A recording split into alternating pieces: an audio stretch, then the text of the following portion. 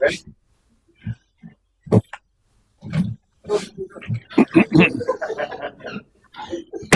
Colorado City Port Richey Community Redevelopment Agency Board meeting Tuesday, January 14th, 2025. Like stand for pledge. To the flag of the United States of America and to the republic for which it stands, one nation, under God, indivisible, with liberty and justice for all.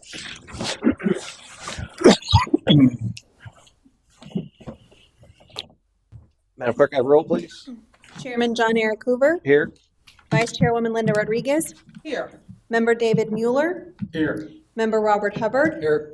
Member Lisa Burke. Here. City Attorney Nancy Meyer. Here. City Manager Matthew Koppler. Here. Thank you. Next up, we got two sets of board minutes. Look for a motion for October 22nd CRA meeting minutes. Oh, there's three. I'm sorry. Thank you. 10. I need a motion for this first set, 10/22/2024. Motion to approve the October 22nd, 2024 CRA meeting minutes. Second. I got Dave second. First, second. Any further discussion? All in favor, signify by saying aye. Aye. Opposed? Motion carries. I need a motion for November 12th.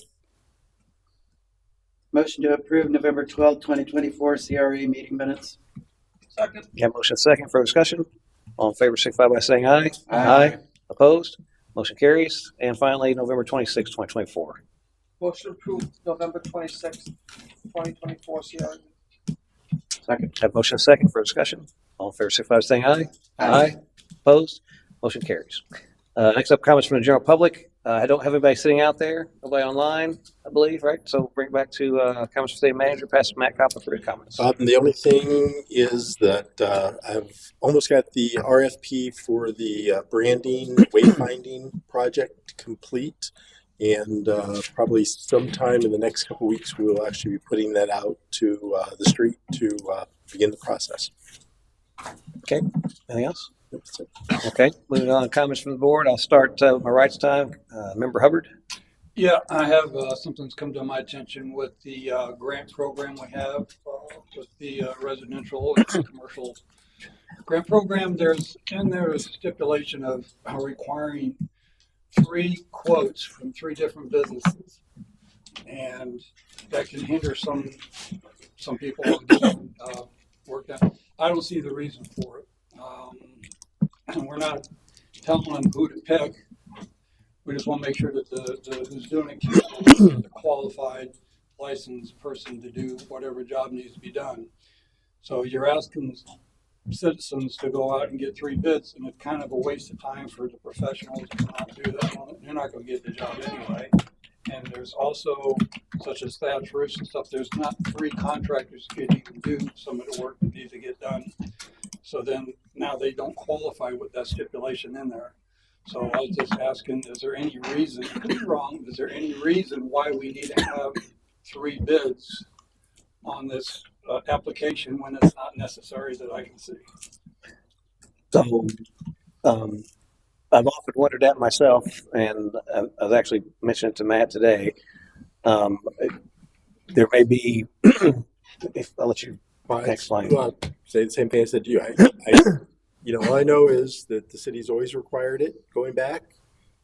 What that reason is, I have no idea. I'd have to do research. Yeah, I would assume the reasoning would be that the city you get 3 bids, and the city would only pay you based on the lowest one. That's not the way it's administered. Not like an insurance company. So that being said, it's very similar to the thing that we had in there about you had to prove that you weren't poverty level as well. We took that out. So I think, I don't know what the consensus is, but I, in my opinion, why do we ask for it if it's not necessary? So right now, if you get, say, window bids, you can get a bid for $8,000 on a set of windows and $50,000. You're still getting them $5,000. It really doesn't matter to us, as long as the people are qualified and the client, the residents get what they want. We're just assisting in that. So yeah, it would be easier maybe for you also to eliminate this. So I think when you're thinking about this, you got to think of it. We're giving you $5,000, but we're still spending $5,000. We're required to have 3 bids to do anything. So it doesn't necessarily mean that you have to have 3 bids. If you can't find 3 window people, you can't find 3 window people. You're still spending government money. and you have to follow the purchasing. And that's why I'm assuming that's why guidelines in there. I'm not sure I would change that.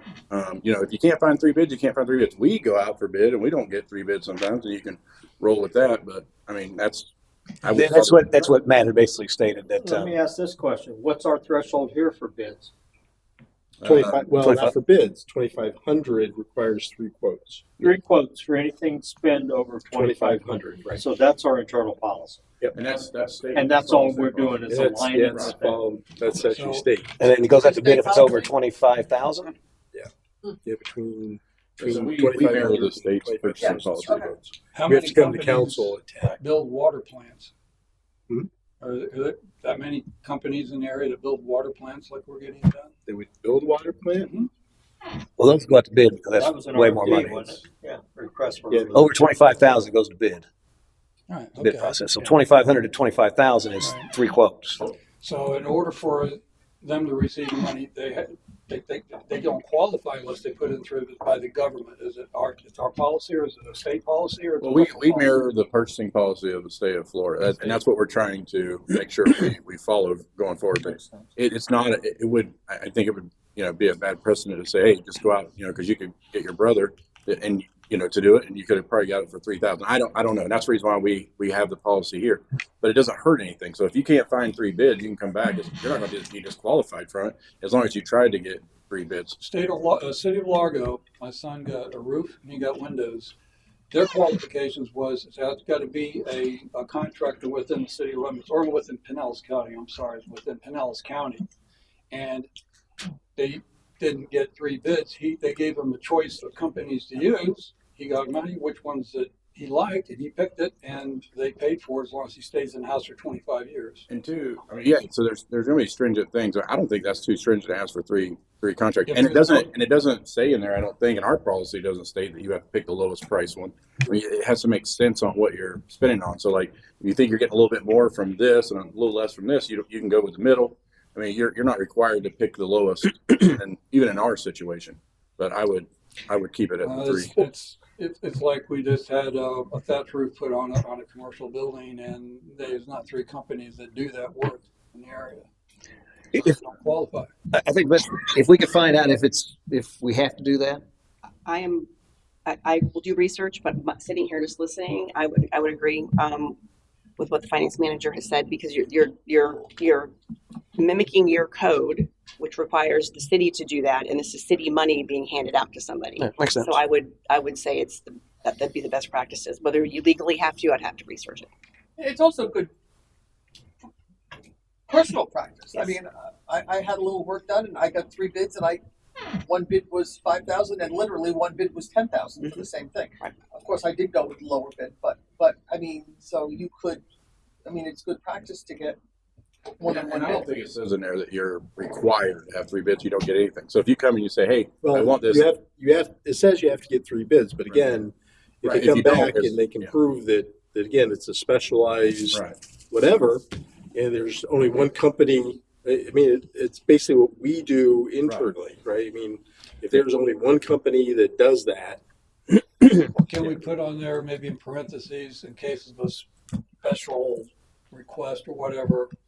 Special well, contract. but I think we're assuming everything is over 5,000 in cost. Where 5,000 is 5,000 from our perspective. But for those things that are less than 5,000, if they came in and again, we knew that you could get that for 2,500, and they said nope, I only could get this one bid for 8,000.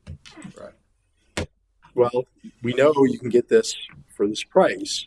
Then we're giving 5,000 when we could pay 3,500. But you So- can't tell them you got to use the contractors that's going to charge you $2,500.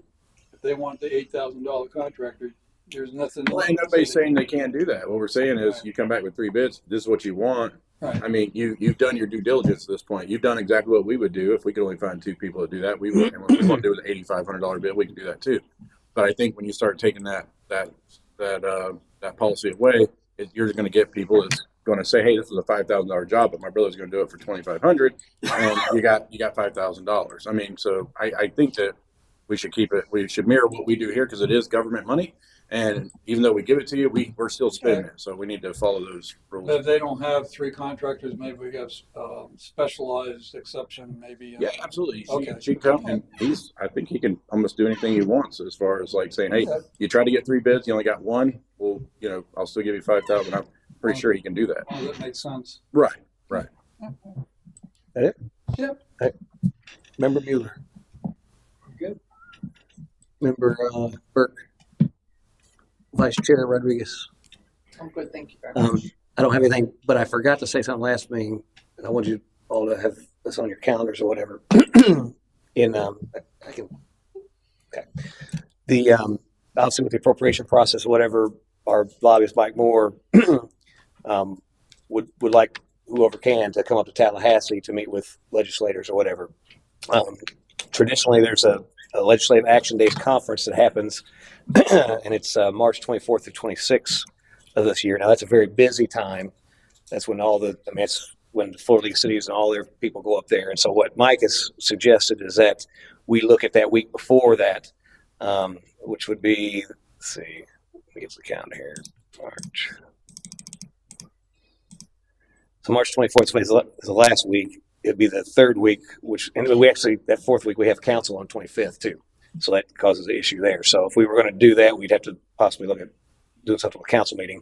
But if we go the week before, which is the 17th through the 21st, and not the whole week, he was saying that probably Tuesday and Wednesday, the 18th and 19th would be the days he would set up meetings or whatever, and we can kind of arrange. Obviously, I'll go for sure, but obviously the more of you all can attend that, the better. I can tell you last year when Newport Richie went up there, the entire council was there. So it makes a difference, FaceTime with these folks and advocate. But I'll definitely be there to represent, but I want to make sure you guys had it in your calendar in case you was able to do that, and we can swing it. Like, so we can drive up that morning. We could even probably carpool. We probably have to stay at least one night there. I do have one question. Where does this fall with budget?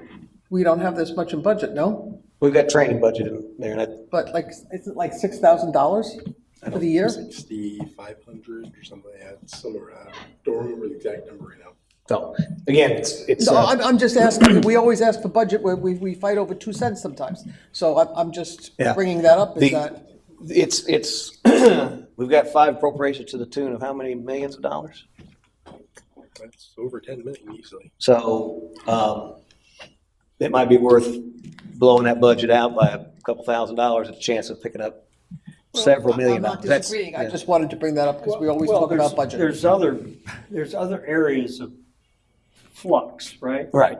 And, we're running without a police chief for how many period of time? Those things add up to a benefit. And there's other puts and takes. So if you're talking just a couple of $1,000, you're really Yeah. not And talking. like I said, I just wanted to put it out there so you guys were aware of it. If we don't want to, like I said, I think Matt's going to go and I'm going to go for sure. 'Cause we need to definitely have us there. But I would like for you guys, if you can, make it up there. And like I said, we can talk about ways to. He's going to let me know, but he's recommending probably the 18th, 19th, 20th. So the middle of March, that week there, the 17th and 21st. And he tried to schedule on I think the 18th and 19th. He said were good days, so we can kind of figure it out. I just wanted to just mark your calendars. We can talk about it later. But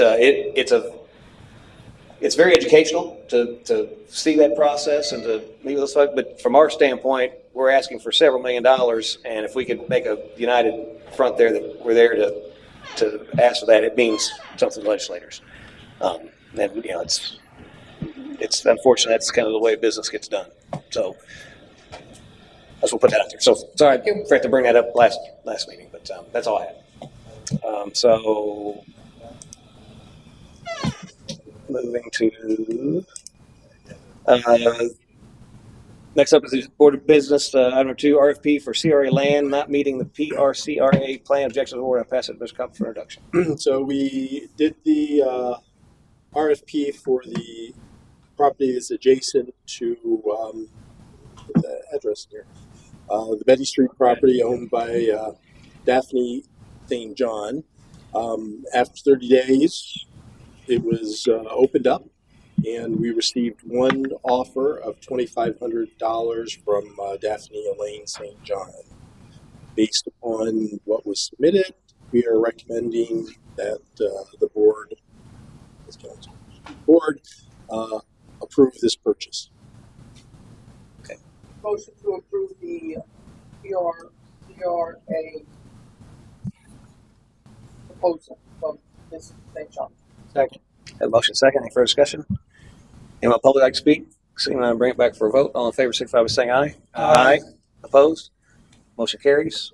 That's all board business. We have old business. Any discussion of old business? If there's none, I will pass it to member or Vice Chair Rodriguez for her motion. Motion to adjourn. Second. That motion second. All in favor, signify by saying aye. Aye. We adjourn.